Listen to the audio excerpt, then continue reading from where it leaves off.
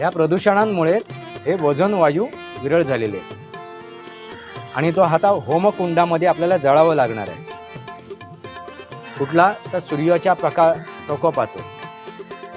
हेच ह्या होलीच्या या उत्सवातून सांगण्याचा प्रयत्न केलेला आहे. मग या सृष्टीचं संवर्धन व्हायला पाहिजे. या वसंत ऋतूमध्ये जे विविध रंग तुम्हाला पाहायला मिळणार आहेत. आता आपण रंगाची उधळण करणार, एकमेकाला रंग लावणार, रंगपंचमी खेळणार, ती तात्पुरती त्या वेळेपुरती आहे.